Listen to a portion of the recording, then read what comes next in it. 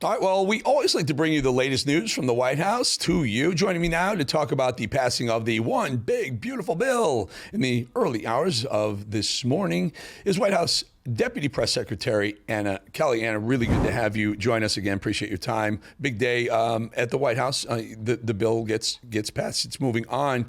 Tell us, it was a bit of a struggle. Chip Roy was trying to play both sides a little bit, and then you had a couple of defections, Massey and others.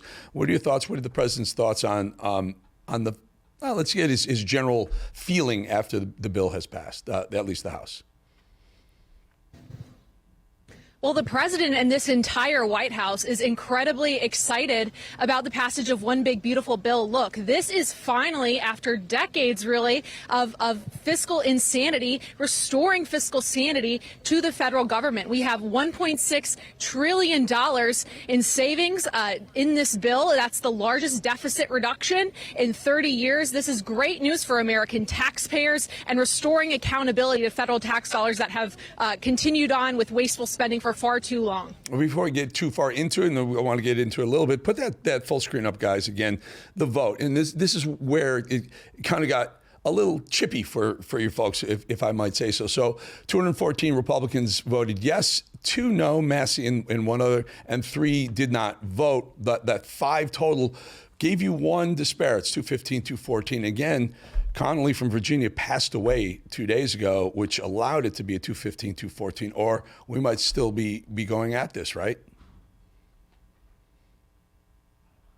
Well, I understand there were a couple of members who were also asleep. I know that the votes carried on through the night, early into the morning, and so that vote count would have been even higher. But look, again, this is great news for the American taxpayer. I mean, the provisions in this bill are so incredible, with removing 1.2 million of illegal immigrants off of food assistance, restoring common sense, stopping the funding of transgender treatment for minors, taxpayer funded. This is a lot of common sense proposals that this president delivered in this bill, and so we're going to continue to have conversations, and we look forward to its passage in the Senate as well. Yeah, and you make a good point. There was one Republican who fell asleep in his office and missed the vote, so maybe it would have passed anyway. Let's take a listen to Mike Johnson after the vote, taking a bit of a victory lap. Listen. We did it because we need to get this relief to the American people as soon as possible. And President Trump made these promises on the campaign trail, and we did as well. And we want, as Jim Jordan likes to say, we're going to do what we said we were going to do. And that's what this bill represents. And so the timetable is important. We also have the debt ceiling approaching. We've got the relief that the people need. And the sooner they feel that relief, the better. So we did our job, rolled up our sleeves, got it done. And we're really proud of that effort. And, there's a good relationship there between the president and the speaker, yeah?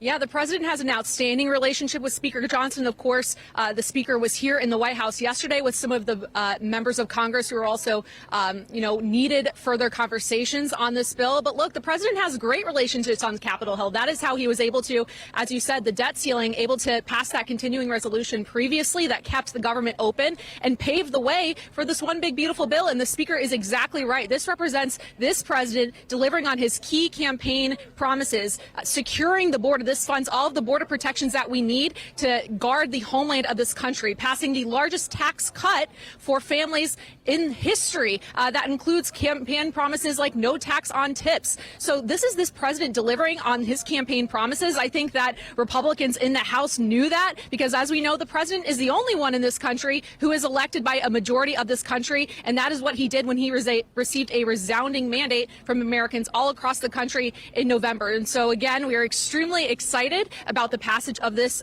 bill in the House, and we'll continue to have conversations to make sure that the American people are able to see those promises that they were made by this president carried out. Yes, and I think the American people vastly agree with that sentiment right there. Let him do his thing. A lot of people, I put some of these things out here on the show, and I'll be perfectly frank with you. I don't love the tariffs. I just don't like them. I'm as pro-Trump as they come. I was there from 2015 before he ever ran for election. I support him. I support America First policies. I love everything that's going on with the border, with foreign policy, making deals in the Middle East. I just don't love the tariff thing, and people light me up. Now, there are those who also don't like the fact that in the bill there was at some point during this negotiation no tax on Social Security. was in there and then it got pulled out. And a lot of people are upset about that. Has that resonated at the White House? Well, look, this president promised no tax on Social Security, and this bill does deliver a tremendous tax cut for our seniors.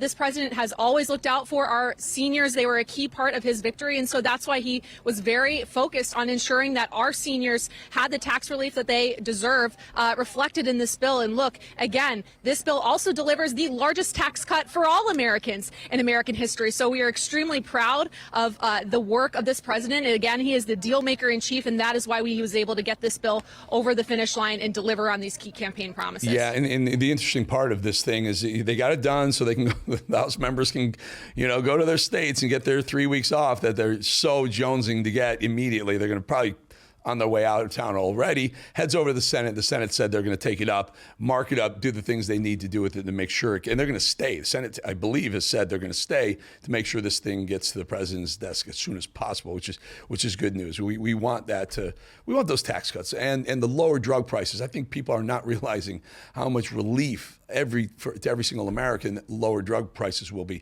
Democrats are saying that because it's passed, they're going to use it in the midterm elections to try and flip Republican seats for people who voted for this thing. What would be the response to that? I think Democrats should use this because what it will do is it will expose the fact that they voted against the largest tax cut in American history. They voted for keeping 1.2 million illegal immigrants on Medicaid. These are totally out of line priorities with the American people. I mean, that's no surprise for the Democrats. They seem latently more interested in defending illegal immigrant terrorists who rape, kill, murder American citizens instead of American citizens. So I hope they go back to their districts because it will expose the truly misguided priorities that they carry. Yeah, can you imagine?